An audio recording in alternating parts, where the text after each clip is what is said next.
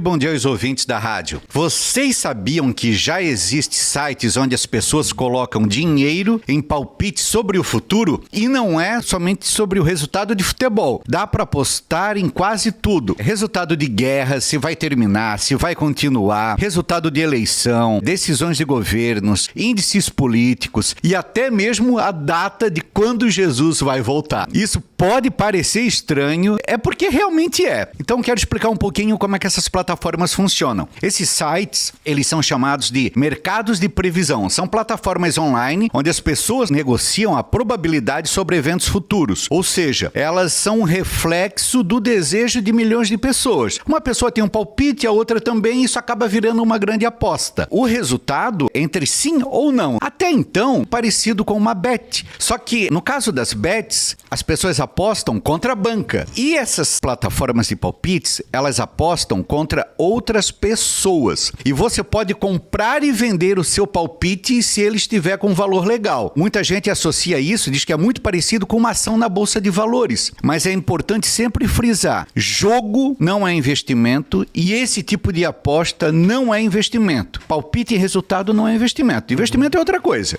E por que isso é perigoso, afinal de contas, né? O pessoal já gasta dinheiro com tanta porcariada. Qual é o problema desses sites que fazem esses palpites? A pessoa acha que ela está analisando alguma coisa, se sente muito inteligente, acha que tem alguma informação legal sobre aquilo, mas no fundo ela continua colocando dinheiro em cima de uma coisa que ninguém consegue prever, que é o futuro. E tem o problema ainda das pessoas que têm informações privilegiadas. E o caso mais bizarro que eu quero trazer aqui para nossa audiência foi do sargento das Forças Especiais dos Estados Unidos, que lucrou $400 mil e ele usou informações privilegiadas para apostar na captura do ditador venezuelano Nicolás Maduro. E por que ele apostou? Porque ele estava envolvido diretamente no planejamento e na operação que foi lá prender o Maduro. Antes da operação acontecer, ele foi lá, apostou $33 mil, as pessoas acharam que aquilo era improvável, o cara foi lá, executou a operação e ganhou aí aproximadamente R$2 milhões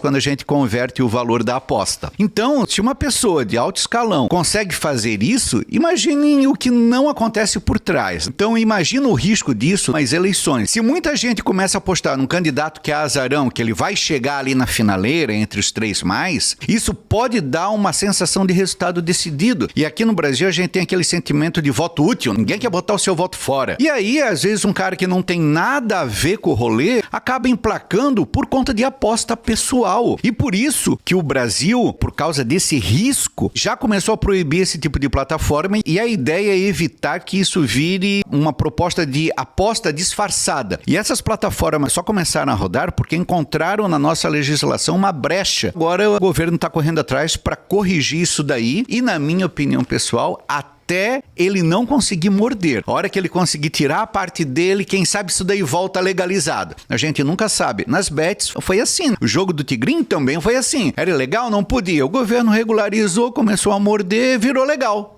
Para a gente fechar o quadro de hoje, essas plataformas elas estão sendo usadas pelos grandes veículos de mídia internacional como fonte de probabilidades confiáveis. Ou seja, tem um perigo que essas plataformas elas começam a mudar o futuro que elas mesmas preveem. Vou dar um exemplo aqui. Se os apostadores começarem a preverem uma nova decisão do Trump, aí o mercado já começa a se antecipar caso ela se concretize. E aí o Trump olha para essas decisões e pensa, acho que eu vou acabar tomando essa decisão. E aí aquela previsão, ele ainda nem tinha tomado, vira realidade. E a gente pode trazer para coisas mais pontuais. A gente viu isso com alguns ensaios da mudança da cor da camisa da seleção, taxas das brusinhas que foram e voltaram, e quantas coisas que parecem que surgem para testar a gente. Só que agora essas plataformas monetizam em cima dessas previsões. Tomem muito cuidado porque tem plataformas não oficializadas ainda